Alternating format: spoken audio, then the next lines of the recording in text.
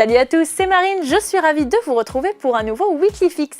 Et on commence ce numéro par une date très attendue par les fans de série, celle du retour de Game of Thrones. HBO a révélé en début de semaine que la 8e et ultime saison du show démarrera le 14 avril prochain aux États-Unis.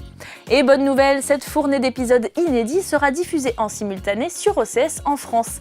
Rendez-vous donc le 15 avril à 3h du matin pour découvrir le dernier chapitre du Trône de Fer. Pour patienter d'ici là, HBO a partagé un nouveau teaser. L'extrait montre Jon Snow, Sansa et Arya Stark rendre visite à leurs aînés dans la crypte de Winterfell. S'agit-il d'un indice sur le sort que leur réservent les marcheurs blancs? Réponse dans moins de 3 mois. Un nouveau film SOS Fantôme a été annoncé et certains fans seront très heureux d'apprendre qu'il ne s'agit pas d'une suite au reboot féminin de 2016.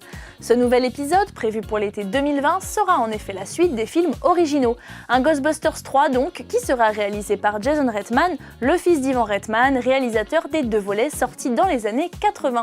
On ne sait pas encore si Dan Aykroyd, Bill Murray ou Sigourney Weaver reprendront leurs rôles respectifs. Le premier teaser qui a été dévoilé joue en tout cas la carte de la nostalgie en réutilisant la fameuse musique des films originaux, mais aussi le mythique corbillard blanc des casseurs de fantômes.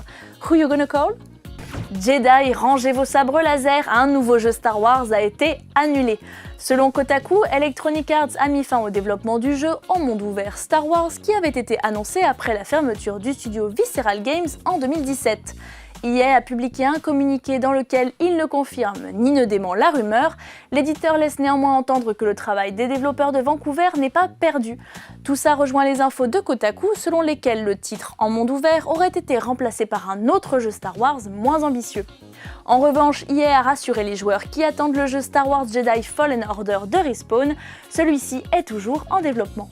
Peter Parker va voir du pays dans Spider-Man Far From Home, comme on peut le voir dans le premier trailer du film Marvel produit par Sony. La bande-annonce est à peu près la même que celle montrée au Comic-Con Brésil. On y voit ainsi le jeune Spider-Man, toujours campé par Tom Holland, visiter plusieurs pays d'Europe, flirter avec MJ et surtout affronter de nouveaux ennemis comme Hydro-Man et l'Homme Sable. Le trailer se termine sur une apparition remarquée de Mysterio, joué par Jake Gyllenhaal.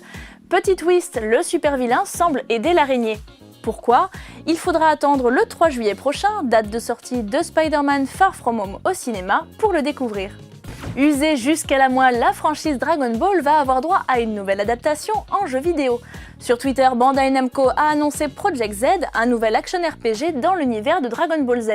Un mystérieux titre prévu pour cette année et dont plus de détails seront communiqués fin janvier lors de la finale du tournoi mondial de Dragon Ball FighterZ. L'éditeur japonais a aussi révélé cette semaine que Super Dragon Ball Heroes World Mission sortira en Europe. Ce jeu de combat à base de cartes à collectionner est ainsi prévu le 5 avril prochain sur Switch et PC. Autant dire que vous n'avez pas fini d'entendre parler des Saiyans d'Akira Toriyama.